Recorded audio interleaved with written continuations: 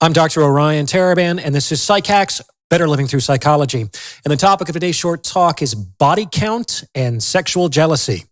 So this is going to be a spicy episode, and I'm going to say some things on this subject that I'm sure some men out there are not going to agree with. And that's okay. My primary thesis here is that when it comes to body count, the actual number is not as important as a lot of men out there believe. And I'm going to be discussing why I believe that to be true in today's talk. First of all, I'll preface this by saying, men, you are allowed to want whatever you want. If you want a woman with a low body count, that is your right. If you want to marry a virgin, that is your right. It might be very difficult to find in today's sexual marketplace, but if that's what you want, I don't have a problem with your preference. I hope you find what you're looking for. That said, it's not immediately obvious why men want women with a low body count. This is because the actual number is generally understood to be a proxy for other things that men do want, which tend to fall into two informal clusters. On the one hand, low body count is presumed to incite less sexual jealousy and disgust. On the other hand, low body count is presumed to facilitate pair bonding and emotional attachment. Now let's talk about each of these things in turn. So men can and do get jealous of a woman's past. That's why I generally advise men to tread into the territory of a woman's sexual past only with a great deal of discretion. There might not be anything that you learn by prying into her past that will make you feel better or will improve your capacity to make an informed decision. This is because if you want to know, you're already emotionally invested, which means on some level, you've already made your decision. Men who are not emotionally invested do not care about a woman's past. It doesn't incite jealousy or disgust. In fact, if you're just looking to smash, then her experience with short-term relationships is to your benefit. It means that she's open to the possibility of a casual relationship in a way a virgin probably wouldn't be.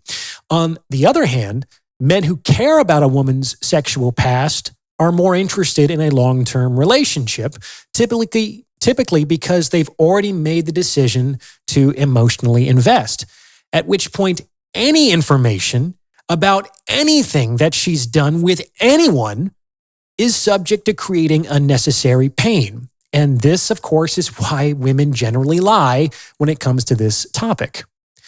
And here's my point. Men's emotional reaction to a woman's sexual past often has less to do with the sheer number of her previous sexual partners and more to do with what she has done or not done with you relative to what she has done or not done with anyone else. The emotional reaction is a response to an awareness of an unfavorable economic exchange. In order to explain, I'll use some simple and slightly exaggerated examples to demonstrate what I'm talking about.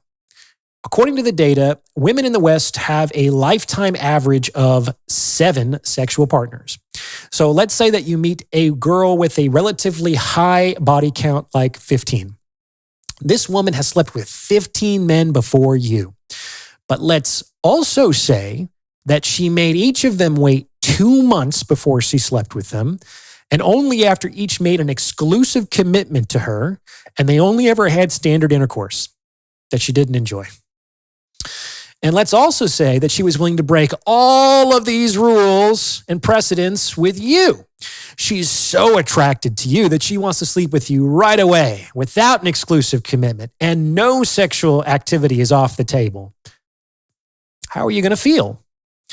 Now, if you're like most men, under the circumstances, you're not going to feel disgusted that this woman has had twice the average number of sexual partners.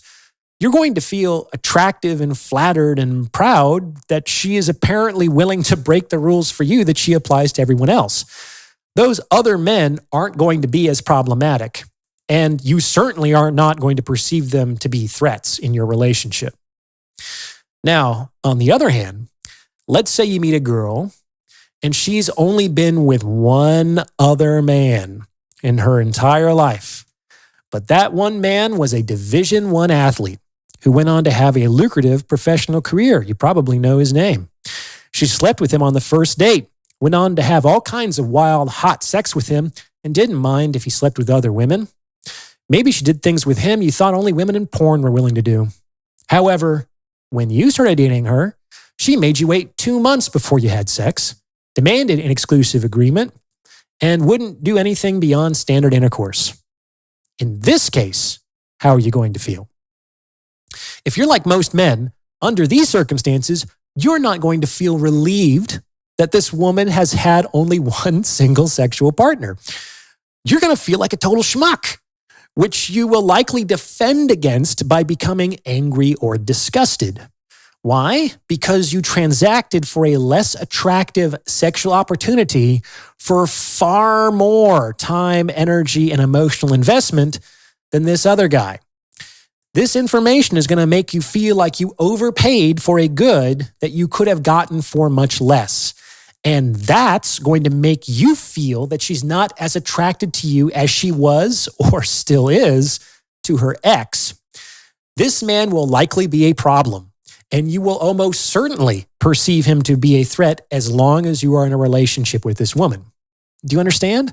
The emotional significance of body count has less to do with the actual number and much, much more to do with how favorable you perceive your transacted relationship to measure up to her previous transacted relationships. Men correctly perceive a woman's sexual enthusiasm for him to be a general litmus test for her interest and attraction, which is why, as I've said previously, it's important for women to be the nastiest, sluttiest versions of themselves with the men they want to secure relationships from. So that's the first thing.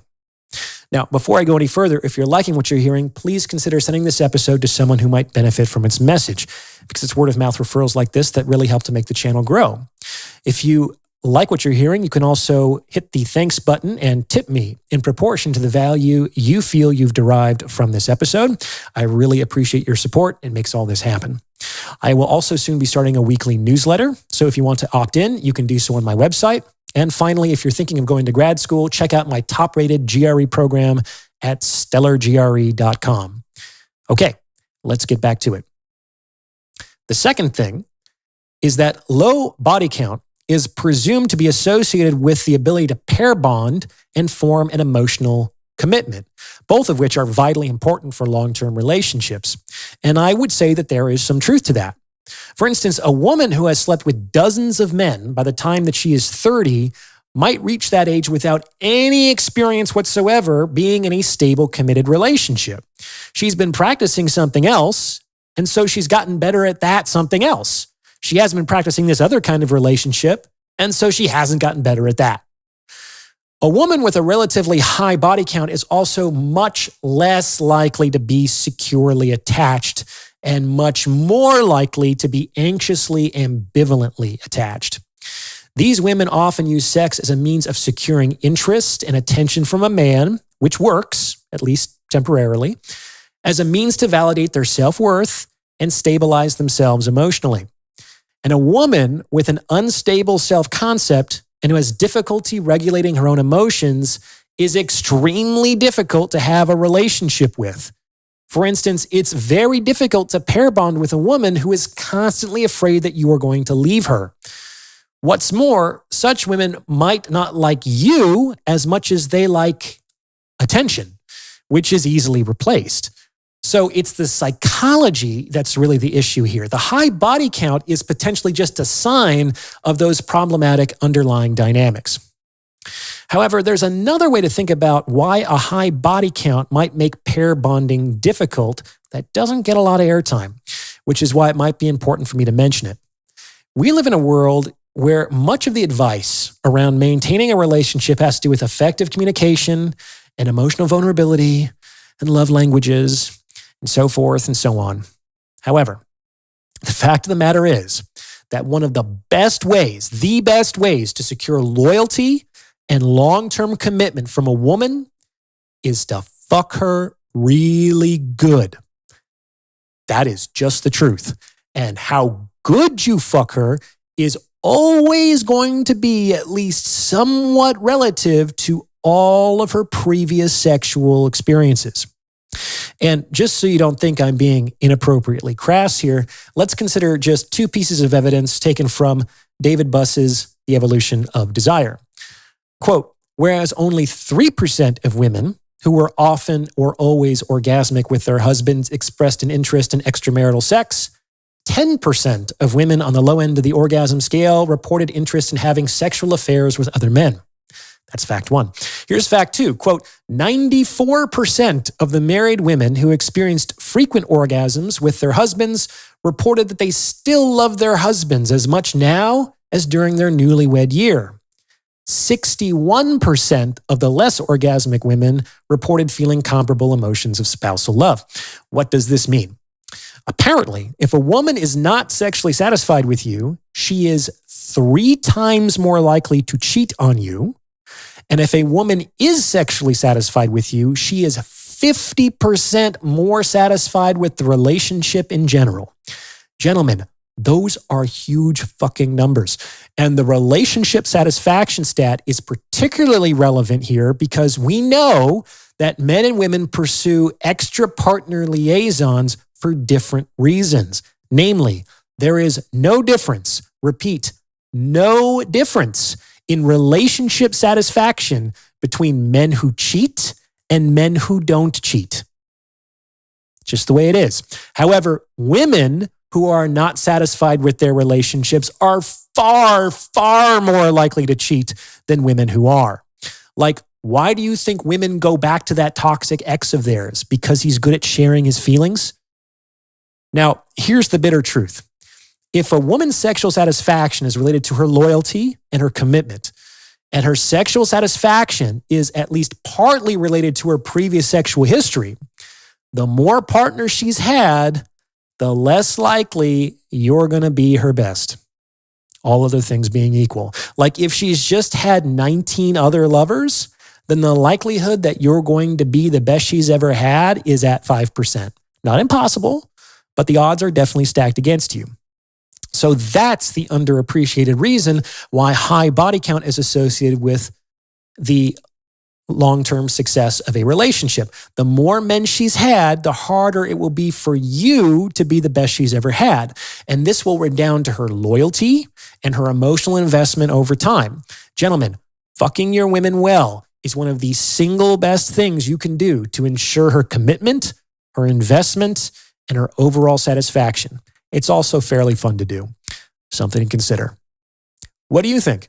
Does this fit with your own experience? Let me know in the comments below. And if you've gotten this far, you might as well like this episode and subscribe to this channel. You may also consider becoming a channel member with perks like the priority review of comments or booking a paid consultation. As always, thank you for listening.